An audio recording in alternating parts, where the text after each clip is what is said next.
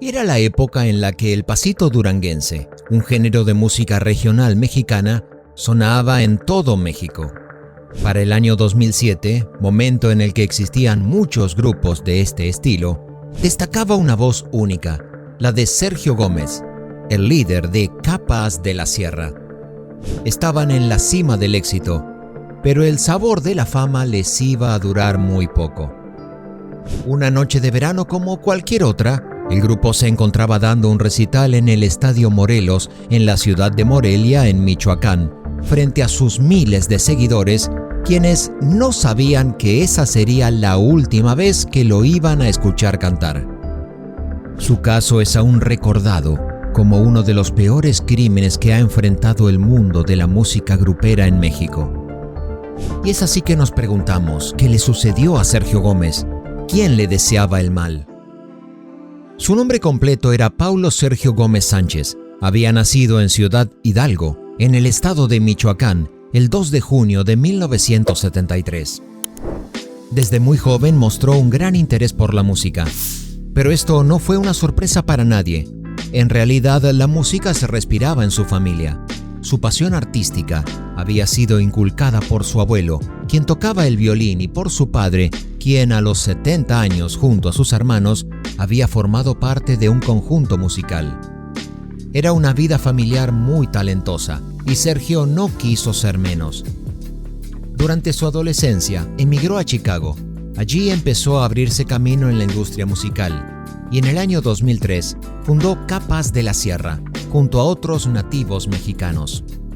El grupo comenzó a repuntar rápidamente, revolucionando el género regional mexicano con su estilo duranguense y llegando a la cima de las listas de popularidad en México y en los Estados Unidos. Logró múltiples reconocimientos, incluyendo discos de oro y platino, además de premios Billboard de la música latina. Gracias a su estilo único y carisma al moverse por el escenario, Sergio Gómez y su equipo alcanzaron la fama con éxitos como Volveré, Mi Credo, Pero te vas a arrepentir y La Vecinita, temas que hasta hoy en día son muy escuchados.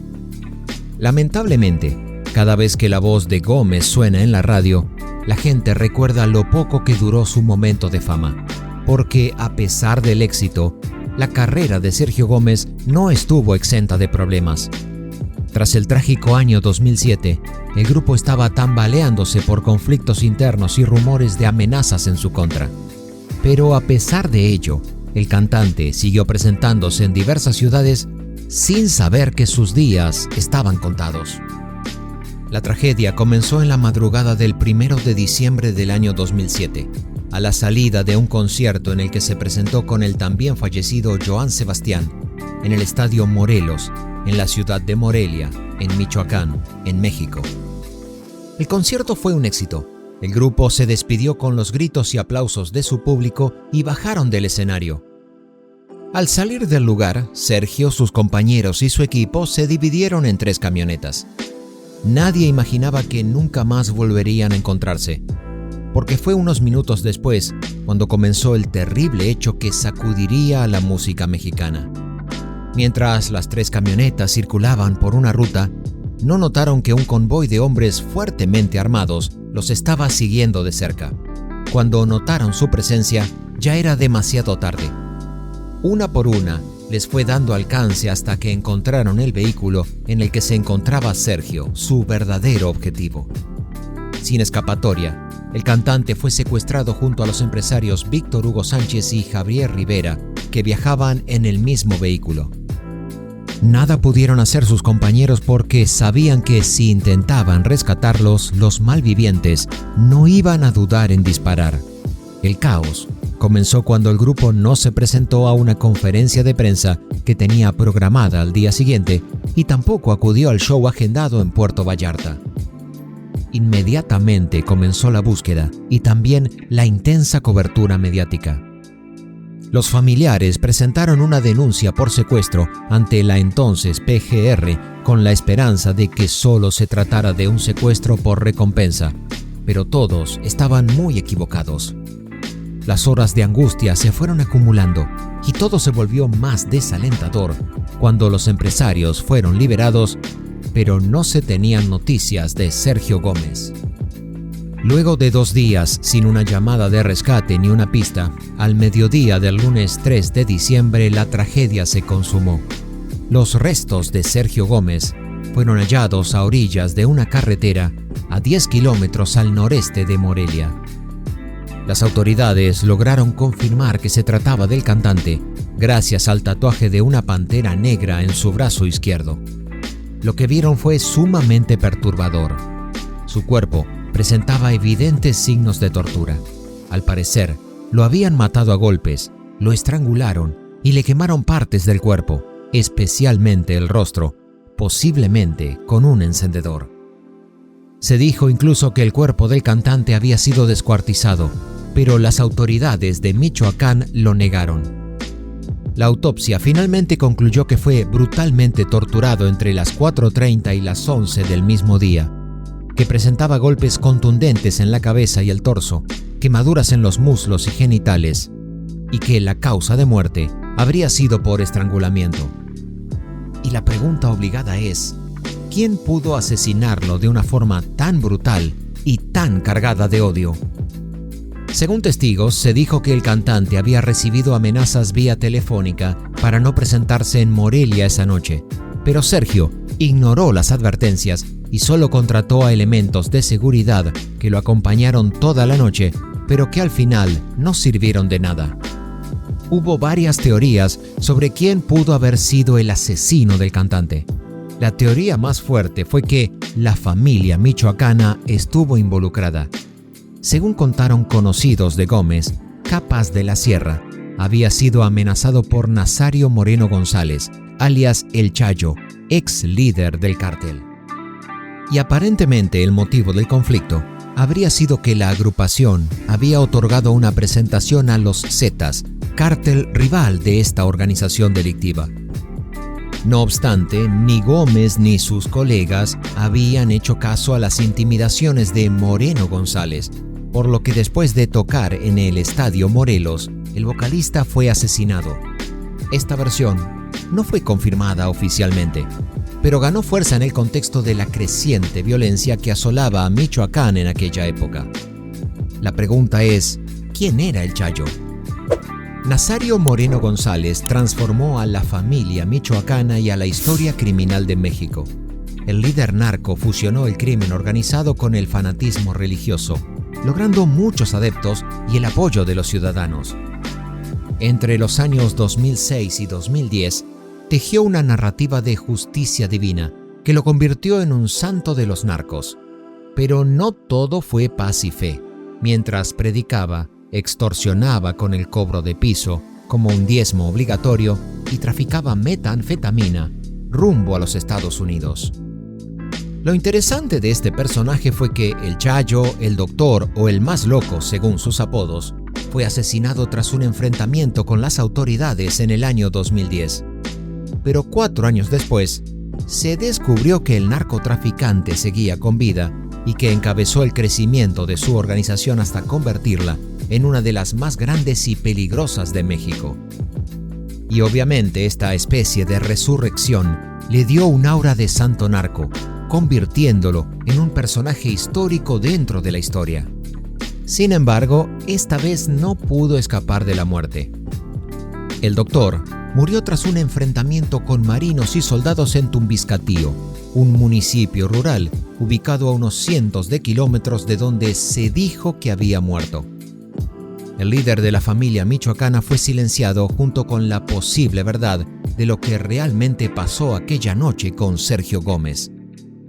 Pero hay otra de las versiones sobre su asesinato que apunta a un crimen pasional. Al parecer, se habría metido con la mujer de algún miembro del cártel, ya que los genitales del músico habían sido quemados de manera directa como un mensaje para dejar en claro que nadie debía involucrarse con las mujeres del grupo. Los testimonios de sus compañeros podrían respaldar esta teoría. Con el éxito masivo, el vocalista de Capas de la Sierra ya no era el mismo de antes. Según sus compañeros, se la pasaba con una mujer que terminaría involucrándolo en serios problemas. Los cambios que había provocado la fama repentina llegaron a tal punto que Sergio ya no escuchaba a sus compañeros, ni comía ni viajaba con ellos. Por ello, la noche en que se lo llevaron se encontraba acompañado por los empresarios. En su último concierto, algo llamó la atención a Rafael, uno de los integrantes de Capaz. Y es que para ese entonces, Sergio casi no hablaba con ellos. Pero antes de ir a Michoacán, le comentó que algo no estaba bien y que temía por su vida, pero no dijo nunca los motivos. Humberto Durán, otro de los integrantes del grupo, confirmó esta misma versión. Según recuerda, antes de subir al escenario la noche de los hechos, Sergio se sentía raro y bastante nervioso, y dijo una frase premonitoria. ¿Sabes algo? Si muero, moriré feliz porque llevé a Capaz de la Sierra hasta donde he querido. ¿Acaso el propio Sergio sabía que se había metido con la persona equivocada? ¿O quizá Sergio presentía que no iba a pasar de esa noche? Para ese entonces, los atentados contra grupos cantantes del regional mexicano se encontraban fuertemente relacionados con el narcotráfico. Tanto es así que pocos días antes de este crimen, el trompetista de Los Conde, Luis Aquino, había sido encontrado sin vida en el estado de Oaxaca, con una bolsa de plástico en la cabeza. Además, la cantante Zaida Peña había sido asesinada el mismo día que Sergio Gómez. Aunque ambas versiones podrían ser ciertas, ninguna pudo ser confirmada y el caso se estancó, hasta que en el año 2025 se volvió a recordar el crimen, pero de una manera inesperada y a la vez escalofriante. Las redes sociales trajeron al presente un misterioso video del funeral de Sergio Gómez. Durante la ceremonia de despedida, en la que se ve el cajón rodeado de fanáticos y familiares llorando por su pérdida, algunos usuarios notaron algo que había pasado por alto durante años. Un usuario de YouTube comentó: "No lo tomen a mal y con todo respeto a Sergio Gómez, pero viendo en detalle pareciera abrir los ojos".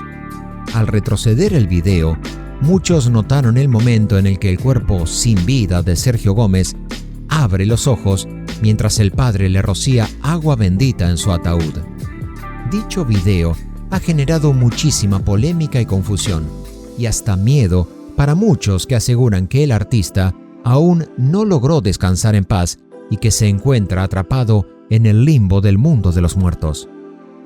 Sin embargo, aunque muchos creen que se trata del fantasma del cantante, hay quienes buscan razones más lógicas a este inquietante video. Lo más probable es que todo se trate de un efecto de la luz y el agua bendita que cayó en el vidrio que sella el ataúd. Aún así, la viralización del video ha vuelto a poner sobre la mesa un caso inconcluso, del que hasta hoy no existe claridad sobre las verdaderas causas de la muerte de un artista que recibió una nominación póstuma en los Grammys junto con Valentín Elizalde, quien también perdió la vida de forma violenta un año antes. La pérdida de este gran exponente del regional mexicano fue muy significativa en aquel entonces. Tristemente, su caso se convirtió en uno más de una lista creciente de artistas que son asesinados por el crimen organizado, incluso sin tener vínculos directos con el narcotráfico. Lamentablemente, a casi 20 años de su crimen, la violencia sigue desatada, repitiéndose una y otra vez. No solo no ha disminuido, sino que continúa avanzando sin freno y cada vez de forma más sanguinaria. Desde GB Documental nos preguntamos, ¿qué más se revelará en torno al asesinato de quien fuera el líder de Capaz de la Sierra? ¿Crees que algún día se conozca la verdad detrás de su muerte?